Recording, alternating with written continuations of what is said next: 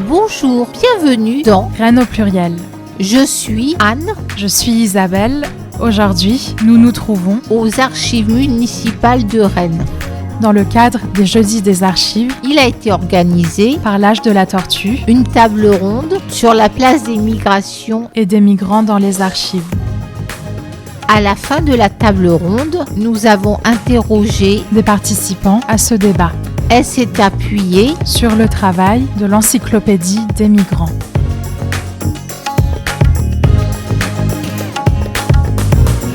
Bonjour, pouvez-vous vous présenter? Oui, je m'appelle André Bello, j'ai 53 ans, je suis portugais et enseignant à l'Université de Rennes 2, et historien, chercheur en histoire du Portugal. Bonjour, moi c'est Manuel Rios, je suis chilien, je suis arrivé en France en 83. Bonjour, je m'appelle Paloma, je suis une Espagnole qui habite à Rennes, je suis maman d'un enfant et je suis artiste.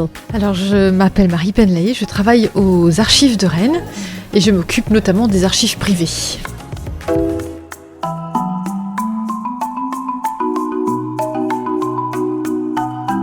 En quelle année a débuté l'encyclopédie? Alors l'encyclopédie des migrants dans sa phase européenne, elle a débuté en 2015 jusqu'à 2017 qui a été la sortie de l'encyclopédie, mais en réalité l'encyclopédie des migrants elle a 18 ans. Comment est né ce projet de l'Encyclopédie des migrants? Alors le projet de l'encyclopédie des migrants, il est né d'une envie de partager mon intime en tant que migrante, les partager avec les autres, notamment avec les autres personnes qui sont en parcours migratoire et de manière plus large avec tout le monde pour travailler sur les idées reçues sur les migrations et essayer d'apporter des nouveaux discours sur la question migratoire dans l'espace public.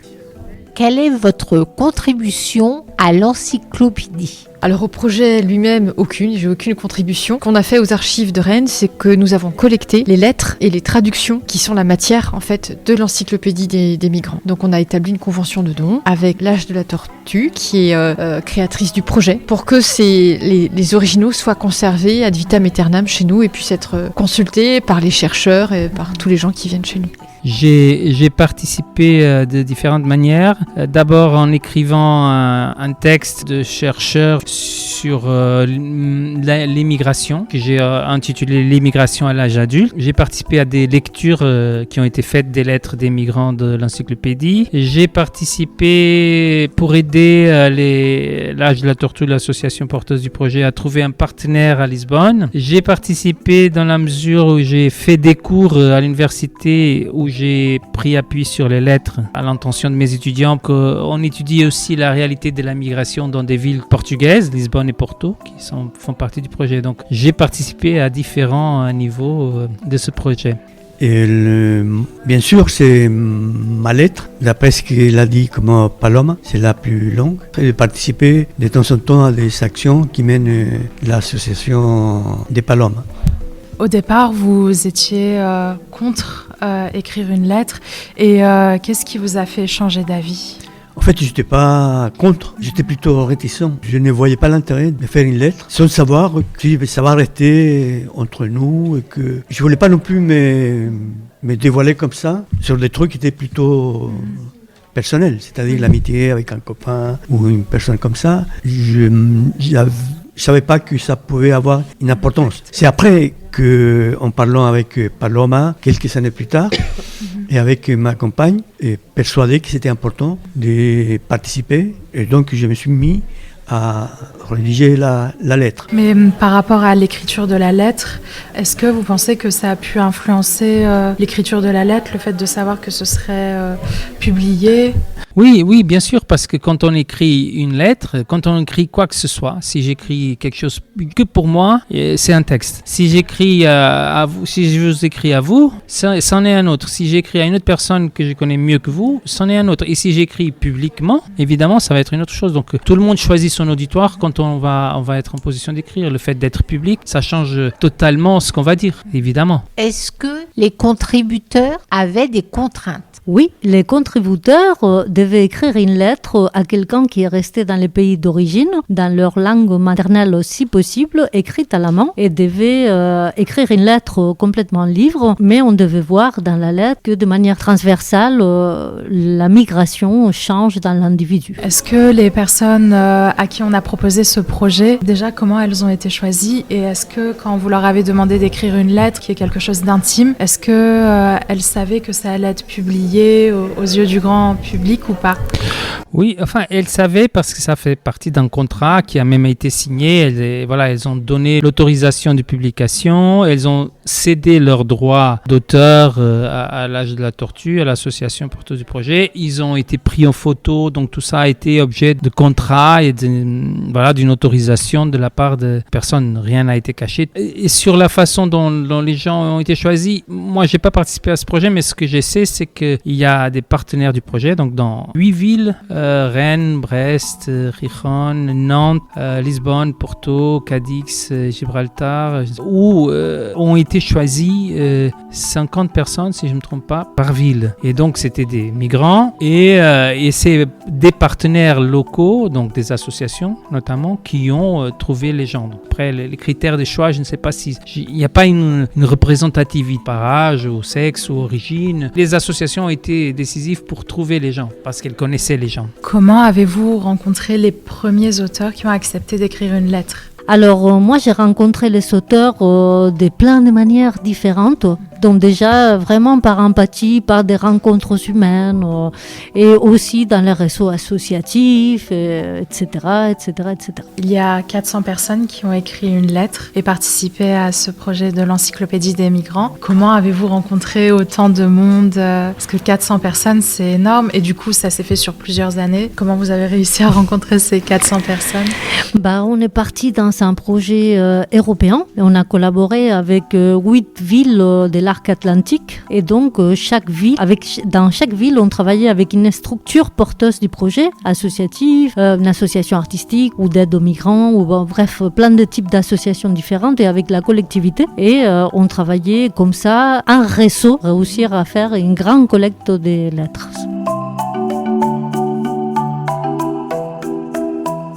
Quels sont les sujets abordés dans votre lettre? Et une bonne question. D'abord, la personne, c'est un copain de toujours. C'est-à-dire qu'on s'est connus dès l'âge de 8-10 ans. On était à l'école. Et puis ça a continué à travers le temps. On a joué au foot ensemble, on a milité ensemble, on a résisté ensemble contre la dictature. Et puis après, j'ai abordé des sujets tels que des sujets nationaux, c'est-à-dire français. C'était l'époque des attentats à Paris. C'était une période assez dure pour les Français et pour nous aussi, en étant résidents ici. Ça nous a fait rafraîchir la mémoire, dans le sens, nous, on avait l'image des militaires au Chili, mais c'était une dictature.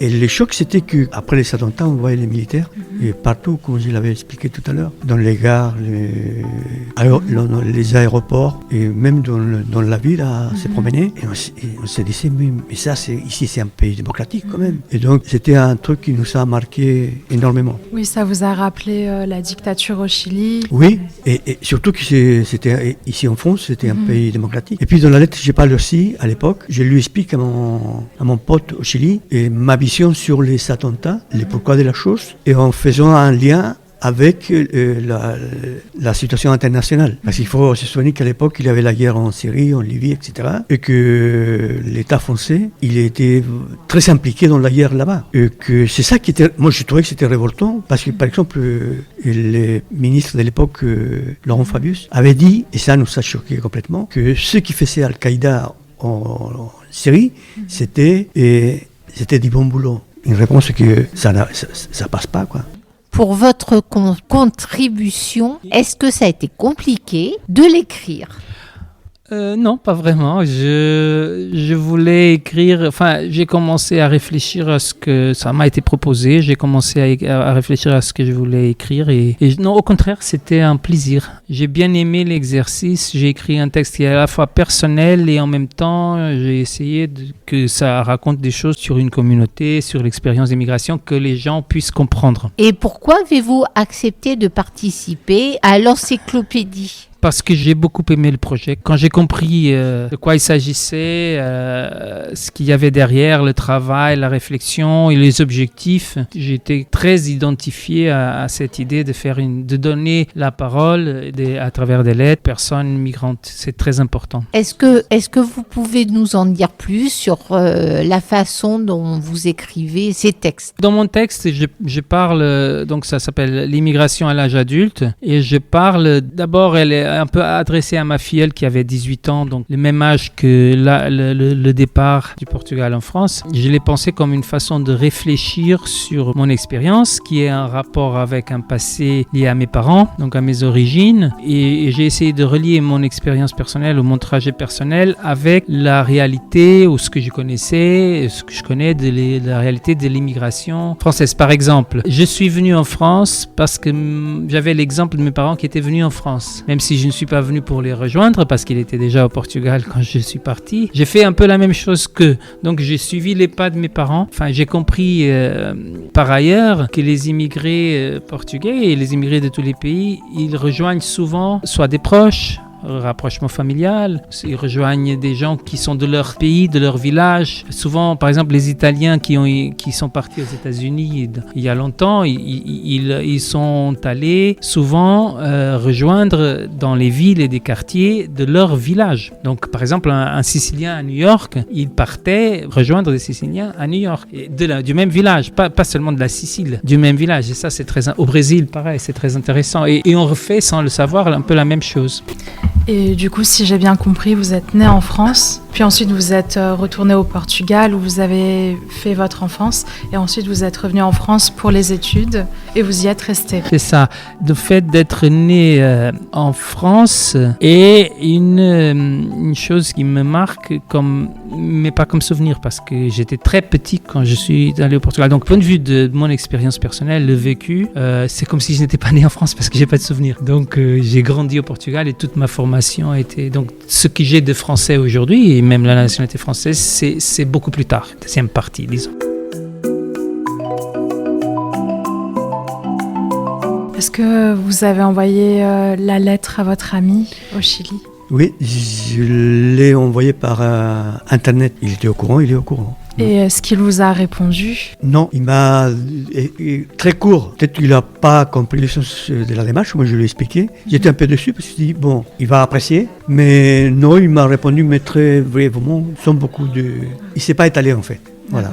En tout cas, le projet ne demandait pas ça. Nous, on s'arrêtait à l'écriture de la lettre. Et après, il y a plein de gens qui l'ont envoyée et plein de gens qui sont préférés pas l'envoyer. Moi, j'ai envoyé ma toute première lettre à ma grand-mère. Elle m'a répondu. Je garde toujours sa lettre. Dans cette lettre, elle me disait « J'espère que tout ce que tu racontes, c'est si beau comme tu le racontes. » Et concernant la consultation, est-ce qu'il est possible de consulter l'encyclopédie des migrants dont vous avez une version directement en format papier, en touchant les lettres, le papier ? Oui, tout à fait. Tout le monde peut venir aux archives sur nos horaires d'ouverture. Et comme ce sont des documents qui sont librement communicables, puisque les lettres et leur traduction ont été diffusées, tout un chacun peut venir chez nous consulter ces lettres dans leur version papier, comme vous le dites, et j'ajoute aussi dans leur version électronique sur notre site internet. Comment ça se passe pour avoir accès à la version électronique ? Quelle est l'adresse à taper sur internet ? Vous allez sur notre site, donc Archives de Rennes.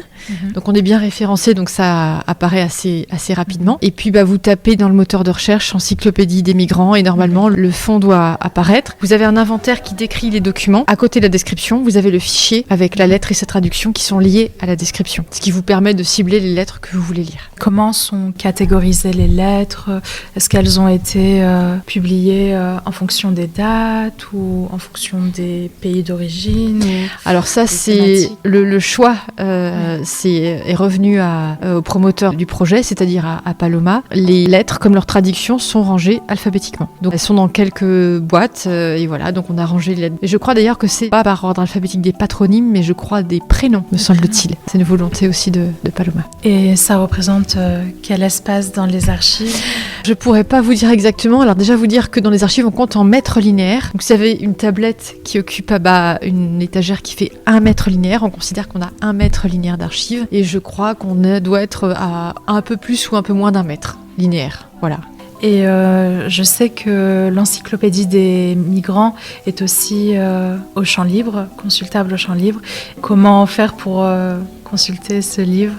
Alors il faut la demander, donc la version qui est au champ libre et aussi aux archives départementales, c'est la version reliée. Donc en fait ce sont des copies des facsimilés qui ont été faits des lettres, de la traduction et de la photographie, qui ont été reliées dans de très belles reliures. Et donc il faut en demander la consultation et puis je crois, alors j'espère ne pas me tromper, mais que c'est librement accessible. Après ce sont des volumes qui sont très importants, donc il y a peut-être des précautions qu'observe la bibliothèque et que je ne connais pas. Mais Marie-Léonie nous disait tout à l'heure qu'elle a pu les consulter. Je pense que c'est libre.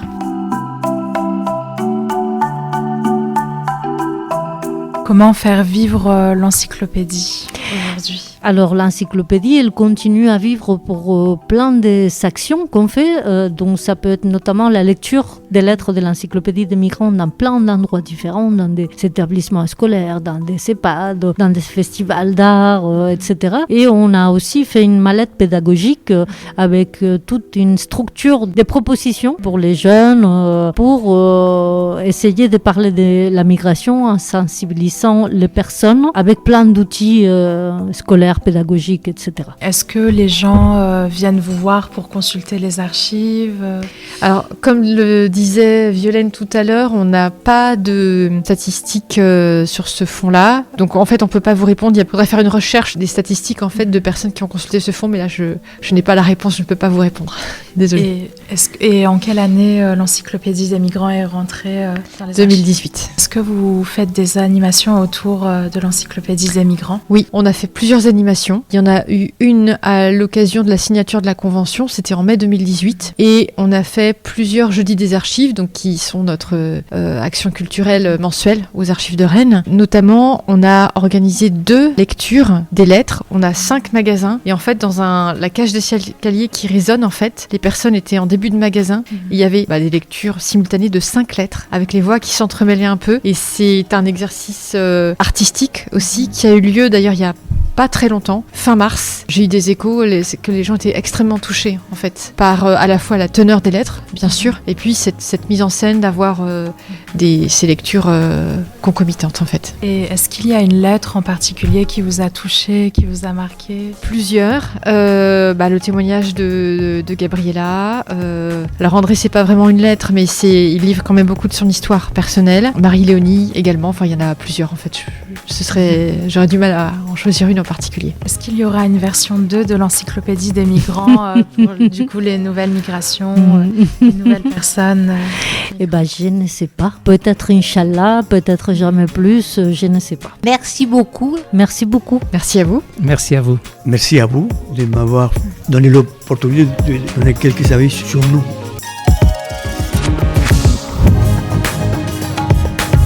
Merci pour votre écoute. À bientôt Pour un nouvel épisode de Rennes au pluriel.